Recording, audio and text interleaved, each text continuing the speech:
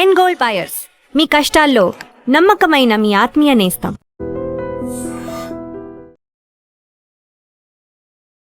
నమస్తే, welcome to I dream.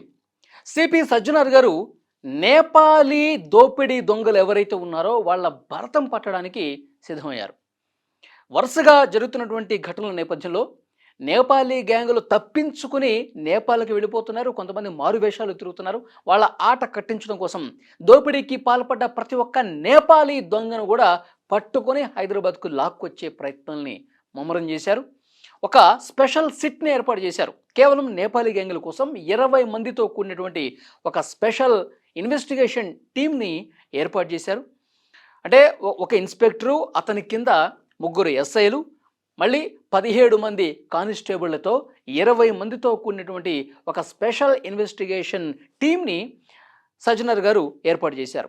మనం చూస్తున్నాం, గత నెల రోజుల వ్యవధిలో ఎన్ని దారుణాలు జరిగాయో హైదరాబాద్లోనే, ఎక్కడ బయట కాదు, హైదరాబాద్లోనే దారుణ ఘటనలు జరుగుతున్నాయి. దోపిడీలు చేసి మనుషులను చంపేసి మరీ దోచుకుని వెళ్ళిపోతూ ఉన్నారు.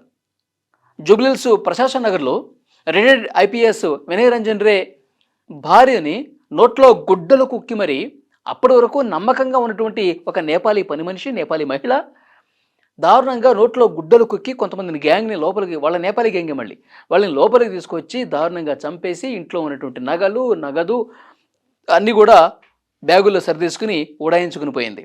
ఆ టీంలో ఒకళ్ళు ఇద్దరు అరెస్ట్ అయినట్టున్నారు. కానీ ఆ నేపాలీ మహిళ ఎవరైతే ఉందో ఆమె మారువేషంలో వెళ్ళిపోయింది. నేపాల్ లోపలికి వాళ్ళ గ్రామాలకు వెళ్ళిపోయినట్టుగా తెలుస్తోంది. ఇక వాళ్ళను పట్టుకోవటం ఇప్పుడు కష్టమైనటువంటి పరిస్థితి. ఇంకా మొన్న జవహర్ నగర్లో పరిస్థితి మనం చూసాం. 2 భార్యాభర్తల్ని కాళ్ళు చేతులు కట్టేసి మళ్ళీ వీళ్ళు నేపాలీ పని మనుషులే ఇంక 2-3 నేపాలీని తీసుకొచ్చి ఇంట్లో ఉన్నటువంటి డబ్బులు, అంటే వాళ్ళని బెదిరించి చంపేస్తామని బెదిరించి, మళ్ళీ ఆ దంపతులు కూడా కాళ్ళ వేళ్ళబడి మమ్మల్ని ఏం చేయొద్దు, అక్కడ డబ్బులునే తీసుకోండి, అక్కడ బంగారం ఉంది తీసుకో అని చెప్పి వాళ్ళ చేతే చెప్పించి మూటలు కట్టుకుని వెళ్ళిపోయారు. ఆ తర్వాత కాచిగూడలో ఘటన జరిగింది. సేమ్ అలాంటి ఘటనే. ఈ జవహర్ నగర్లో అయితే 70 తులాల బంగారం అంట.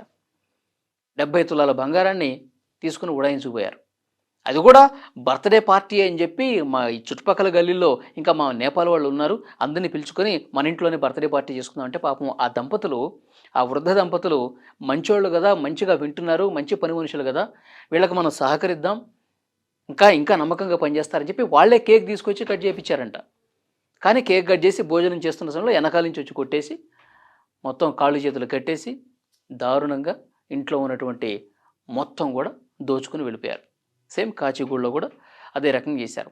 సో ఇట్లా నేపాలీ దొంగల ముఠ అంటే ఒకరి డైరెక్షన్లోనే జరుగుతోంది. ఇదంతా ఒక టీము, ఒక ప్లాన్ ప్రకారం అక్కడి నుంచి వచ్చి చేస్తూ ఉన్నారు. కాబట్టి ఈ దొంగ టీం, ఈ దోపిడీ టీం ఆట కట్టించాలంటే, మొత్తం కూకటి వేళ్లతో పెకిలించాలంటే దీనికి మెయిన్ సూత్రధారి ఎవడున్నాడు, అసలు ఎవరి డైరెక్షన్లో ఎంత జరుగుతుంది, వీటి కింద ఎంతమంది ఈ విధంగా దొంగల ముఠా ఉన్నారు, వాళ్ళు ఇంకా హైదరాబాదులో ఇంకా ఎవరెవరు ఉన్నారు, ఏ మారువేషాల్లో తిరుగుతూ ఉన్నారు, వాళ్ళ ఫోన్ రికార్డింగ్స్ ఏంటి, వాళ్ళు నేపాల్ నుంచి వచ్చి ఎంతకాలంగా ఇక్కడ తిష్ట వేశారు, ఏ ఇంట్లో ఇంకా నమ్మకంగా దోపిడీ చేయడానికి సిద్ధంగా ఉన్నారు, ఇవన్నీ గుట్టు బయటకు లాగాలంటే, నేపాలీ దొంగల ముఠాను, నేపాలీ రాక్షస ముఠాను అరికట్టాలంటే డెఫినెట్గా చాలా సీరియస్గా ఈ వ్యవహారాన్ని తీసుకొని మనం ముందుకెళ్లాల్సినటువంటి అవసరం ఉందని చెప్పి సిపి సజ్జనార్ గారు భావించారు. అందుకే ఒక స్పెషల్ ఇన్వెస్టిగేషన్ టీం అనేది 20 మందితో ఏర్పాటు చేశారు.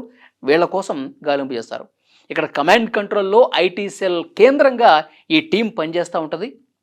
అన్నీ కూడా సీసీ ఫుటేజ్లు, అన్ని కాల్ రికార్డింగ్స్, ఏ టైంలో ఎంతమంది హైదరాబాద్కి గత కొంతకాలంగా నేపాలీలు వచ్చారు, ఎవరిళ్లలో ఎంతమంది పనిచేస్తున్నారు, ఆల్రెడీ ఇళ్ల యజమానులు కూడా ఇన్ఫర్మేషన్ ఇచ్చేశారు.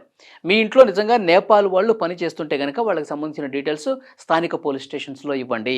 వాళ్ళు మంచిగా ఉన్నా సరే, వాళ్ళు నటిస్తున్నారా లేకపోతే నిజంగానే నిజాయితీ పరులా అవన్నీ సెకండరీ.